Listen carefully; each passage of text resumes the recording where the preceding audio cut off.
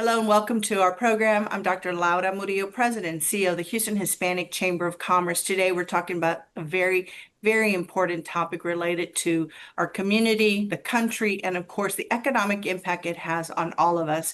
Joining us today is none other than Congresswoman Sylvia Garcia. She's representing the 29th District of Texas. Good morning, Congresswoman. Good morning. It's great that the weather has settled and it looks like we're going to have a great day today. Absolutely. Well, first of all, thank you for your dedication to our community for so very long and all the role and impact you've had on the Hispanic Chamber and the broader business community. But let's get started with DACA. For folks who may not be familiarized with it, it is being threatened, and certainly the administration is implementing a crackdown across the country, which includes DACA. And we know that we're trying to protect those DACA recipients. And it's not just individuals, but the contributions that they make economically and contributions to our civic community. So if we can start there. Well, just the background first. DACA is sometimes spoken interchangeably with dreamers, because DACA recipients, it's a protection that was a law that was signed by President Obama to protect all our unaccompanied minors that were coming into this country. And some accompany, they come with their parents. They've known other the country other than this one. In fact, I've had many of them tell me that, if they went to their home countries, they wouldn't know what to do, because some of them, frankly, don't even speak Spanish because they grew up here. They're native Texans or native USA. So DACA is a program. It's a deferred action for children, which means we defer deportation and give them protections while they're here. And that program has been in existence since the Obama days, but it's been in legal jumbo. It's been attacked by Republicans, and they have filed lawsuits. And in fact, the case, there's a case right here in Houston, is the case that we're waiting on to tell us whether or not DACA will be able to continue. Because for us in Texas, it means a lot. It's over 400,000 dreamers, again, that have lived here in Texas since they were small. They came with their parents. They have no choice. Laura, it's incredible to me when people say, "Oh no, send the children home too." Children don't have a choice. If you tell your kids, well, now your kids are a little teenager and up, so maybe they wouldn't listen. But when they're 5 and 6 and you tell them, "Come on, we're going to grandma's," they don't have a choice. They got to get in the car with you. They got to go to grandma's. Well, many of these folks came just like that. They traveled with their families, and they've been here. And in the Houston area, it's about 100,000. And it's been noted by folks that study these things that if the dreamers were to lose their protections, we would lose jobs in Texas to the tune of 2,600 jobs a month. 2,600 jobs a month would be lost here in Texas because they support every industry. Many people look at the immigrant population and think construction, landscaping, and road building. We're everywhere during the pandemic, but for the dreamers, we wouldn't have had half the staff still in the hospitals. When I was in the White House and did an event for the DREAM Act, I met a young man who was in our fire department. They're everywhere. So it's about giving them protections and giving them a pathway to citizenship. They've been here many years. They deserve citizenship. And what people don't realize is they've graduated from high school. Many of those have graduated from college. They are the most vetted people in this country. Absolutely. And that's a great point because, again, it's not what people think. And you'd be surprised, Laura, that, or should I say Dr. Murillo, what the polls show that 70 to 80% of Americans, public wants dreamers to have protections. Even over 50% of Republicans, just a little over 50, but I'll take it. Also, when polled, should dreamers be made citizens? They say yes, because dreamers, again, are everywhere. They're contributing to society. They're your neighbor. You see them at church, at the grocery store. They go to school with your kids. The average age of a dreamer when they first got here was 6 years old. Again, why are we trying to punish 6-year-olds? They don't have choices. They came here with their parents. They know no other country. In their heart, in their soul, in their mind, they're American. So we know that there's a mass deportation plan in effect as we speak, and people are walking around in fear. And what many people perhaps do not understand is that economic impact and the unintended consequences to our workforce. Congresswoman, please help people understand the implications of this. Well, let me check my notes here to just be precise on the numbers. Okay, this is straight out of studies that have been done, many by GAO, which is a federal agency itself. DACA recipients contribute 6.2 billion. That's B with billion in federal taxes and 3.1 billion in state and local taxes. That's another myth. Oh, they don't pay taxes. They're freeloaders. No, they pay taxes. They pay local taxes. Every time they gas up, they pay the gasoline tax. Okay, every time they go to a concert, they pay all those fees and taxes. They're consumers just like we are. In Texas, dreamers add 16 billion because Texas, I think, has the second highest number of dreamers in the country. So they make great contributions to Texas. And again, if DACA were to end, Texas would lose 2,600 jobs a month. That's a lot of jobs lost. And, I was, pushed by, I had a press conference last week on this topic, and I was pushed by one of the conservative reporters, like, well, but they're taking jobs from people, and I said, no, any American can go apply for any job they want right now. DACA has nothing to do with it. It's not going to help it or hurt it. They're free to apply for any of these jobs. The question is, they don't choose to. And our dreamers and our immigrants do perform those jobs. And if they didn't, there would be more lost jobs. And I use the example, Laura, and I'm sure the home builders here in town can tell you more. I know they're probably a part of your chamber. If you have a house to build, and you can't find the roofer, which again is sort of the immigrant labor section, or the helpers, well, then you may not be able to build that house. So that delays all those businesses that supply the tools, the lumber, the screws, the tool, everything else to build that house will not have a job, will not have that purchasing power because you're not building the house because you don't have the labor. The White House has finally heard from farmers, restaurant owners, and hotel owners that please, we don't have enough help. We need the labor. Don't hurt us. So you may have heard that although he's got this grandiose deportation plans, he's now saying that he doesn't want to go after and hurt the farmers, hotels, and restaurants. I would submit to you that there's going to be more additions to that list before it's over, because I know I held a small business roundtable, I think about 2 or 3 weeks ago.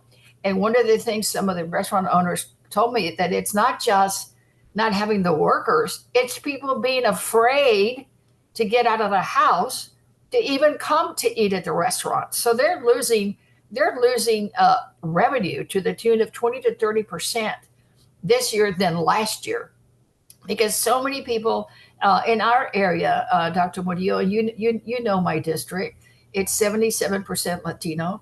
Probably 30% of that 70% is unauthorized. So they're afraid. They're staying home. They're not being consumers. It's hurting business. They're not being workers. It's hurting business. They're not going to school. Eventually, that will hurt business because we won't have an educated, trained workforce. But more importantly, it's just inhumane.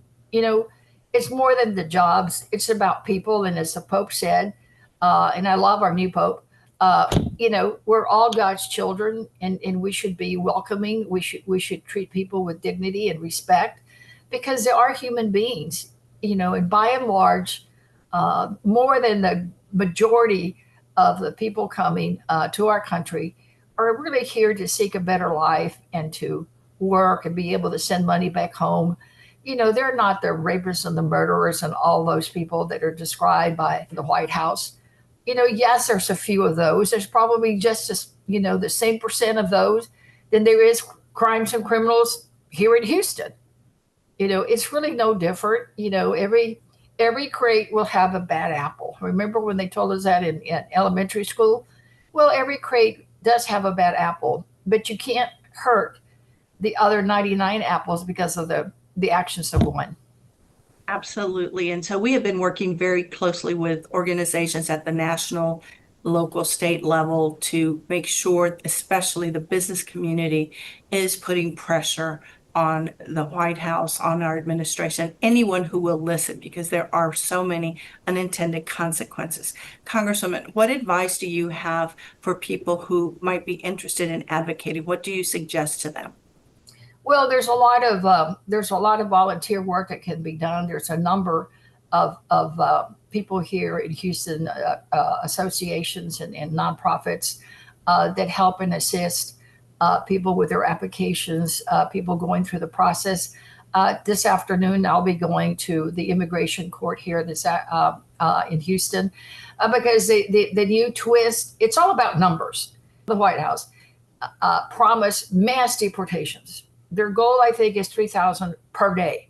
They're not getting there because people know their rights. People stay home. They know that if someone knocks on their door, that unless they have a warrant, and that's general advice for anybody. Anybody comes knocking on your door and doesn't have a warrant, you don't have to let them in, whether it's an immigration lawyer or HPD or anybody. I mean, it's without a warrant, they are not allowed entry. It's up to you. So it's about people knowing their rights. But what they're doing is they found that just going hit and miss here and there based on old addresses doesn't really work because people move around a lot. It's a very mobile population. So then they started going after the TPS and DED holders who have some authority to be here for a year. And I began to revoke those, and now we're picking them up. Now what they're doing is going where no one else has gone, because for years, ICE had a regulation, Dr. Murillo, that specifically said that there should be safe places in a community where people should be able to gather and feel safe. That included churches, schools, hospitals, I think funeral homes, weddings. I know I argued that we needed add quinceañeras, because those should be places where people go and come freely, right? Well, the White House has overturned that. He said, no, we're going to schools, we're going to churches, we're going to hospitals, we're going, courthouses. Courthouse is the other big one. They're going everywhere. There is no exception. And they're going to churches, they are going to schools, and now they're going to courthouses. And what they're doing is a ploy. You go in there, Laura, let's say it's your turn, it's your time today to go to the court that I'm going to visit, to go in and check in to make sure that they know where you are. You're being compliant. That's what you're supposed to do under the law. So you go, you appear, the government moves to dismiss your case. So they dismiss it. So the minute you walk out the door, you're unauthorized and don't have any protections. So they wait for you outside the door and pick you up. And they're not, it's without notice. They don't care if you say, wait, let me just call the school because I have 3 kids there, or wait because I have my elderly parent at the hospital and I need to go by and pick her up. They don't care. They're separating families. They're in some cases, they're even taking children. And thank you for your leadership. I know the town halls have helped tremendously. You put together a card in terms of knowing your rights and that communication with the broader community. And we need people to speak up. We need people to make phone calls, as you mentioned, especially those with influence with this administration. It is going to absolutely have dire consequences for our economy, not to mention, most importantly, it's just wrong. That is not the country that we should have, and that's not the way we should operate. Congresswoman, is there anything else you'd like to share with the audience? No, I just want to clear up a couple of other myths because I think sometimes even members of our community get sucked on and this whole idea that they're cutting that they're cutting Medicaid or they're looking at Medicaid because of fraud, waste, and abuse, and some of that fraud is that illegal aliens are getting Medicaid. That is false. It is so false. I bet you we probably can't even find one person who's undocumented that gets Medicaid because the laws are very strict for almost all our programs. The question is there if you're a U.S. citizen. Now, there may be a special program for a refugees program, but that's separate and apart from qualifying for something. So the person who's coming across the border, whether it's the southern border, the northern border, or by plane and just overstays, they're not eligible, quite frankly, for a damn thing unless it's through the detention center where they are holding them and they provide those services. But eligibility, whether it's for housing, for food stamps, all of those programs have a citizenship test. Now, there's a little wrinkle for housing if there is like 4 people in the house that are citizens and 2 that are not. They may provide housing, but it's done on a pro rata basis. So that in this case, a family of 6 and 4 are citizens, 2 are not, they would get 4/6 of the voucher, if you will, and the other, and not for the 2/6 because it is meant to cover for the citizen children in the house. So it's always bothered me that people think that they're here just for the